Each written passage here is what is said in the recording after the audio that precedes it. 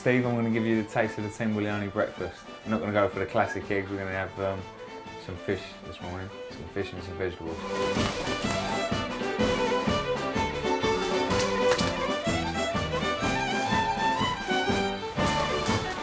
Bon appetit. Oh, whoa. Oh, wow, you're right. Just coming out here, has it worked for you, Frank? It seems to have done. You seem happy in yourself. Yeah, I'm very happy with the whole setup, the way of life.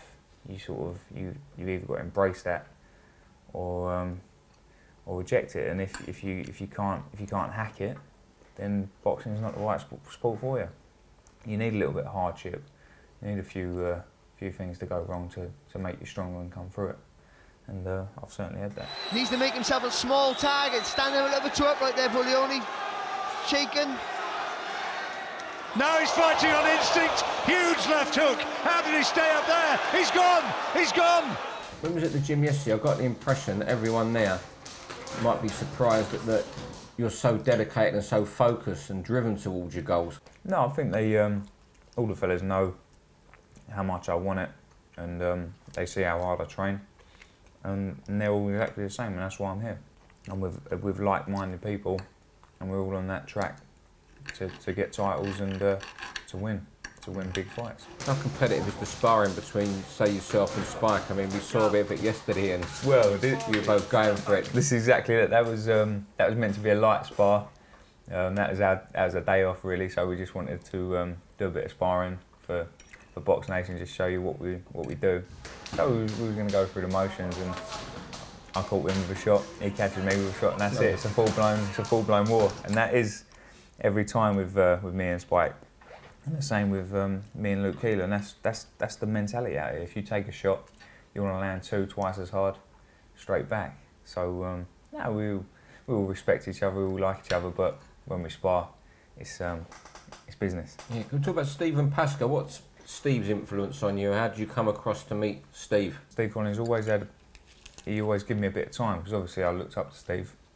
I'd seen what he'd done, and I'd just pick his brains a little bit, and he gave me that bit of time. And I always thought he's a nice fella, but he's very sensible. He's very humble, and so when I left Mart, I decided to ring Steve for advice. Yeah, we was on the phone for about an hour, and he was explaining to me about his training, what he'd done, why he went to America. Because I was thinking of going along the same lines, going over to the States. And he said, well, to be honest with you, he said, Dublin, it's only across the water.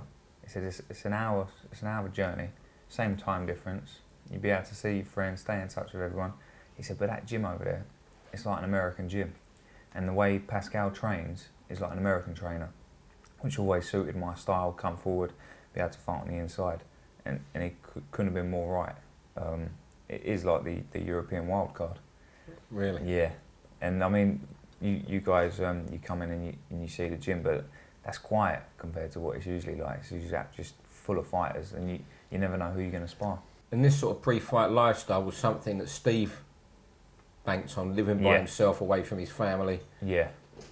And he said exactly the same. He said when he went away, it made him hungry, made him aggressive. And it does exactly the same for me, and it's strictly business. And Steve always approached everything scientifically and formulaic, and I do the same. So there was a lot of similarities with the way we approach things, and I think that's why it works so well. And obviously all that experience, can't fault it. Pascal's influence now on you? Well, Pascal and Steve, they're obviously from the same hymn book. They both got different ways of doing things as well, though. So you get the best of both worlds.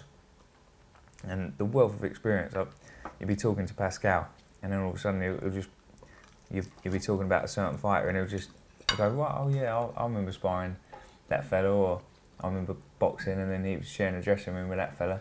So and then you think, bloody hell, like the amount of experience they've had between them is ridiculous. So it's a good confidence booster as well. Do you still love boxing as much as ever? Love it more. Yeah, absolutely. Yeah, can't get enough of it. And you love boxing when you're training hard and you're doing well. But it's even better when you start seeing improvements come and things you've been working on, they're coming in fights. But I'm excited for the 2-3 years down the line with their training. That's what I'm really excited for. That's when I'll be a force to be reckoned with. Yeah, Pascal was saying that there isn't a case of like this year, let's just go and fight anyone in the top 10. Now you've got this ranking. It's where you'll be down the line of 3-4 years. Well, exactly that, and that's what I like. We're long-term goals, not short-sighted, and we're not chasing a quick buck. We want to get to the big time. And I think sometimes when you rush it, you don't get a second chance. If you work too hard and you're in too many hard fights early on, that second chance doesn't come back for you. Where do you see yourself, at the back end of this year? Just mixing at good European level? Yeah, without a doubt. And if there's some big domestic clashes, then I won't shy away from them. But world level, as we said before, that's a good 2-3 years away. But I'm excited by the improvements and the progress I'm making. So it could be sooner, but I'll listen to Steve and Pascal and Frank Warren, and when they feel the time's right for me, we'll go from there.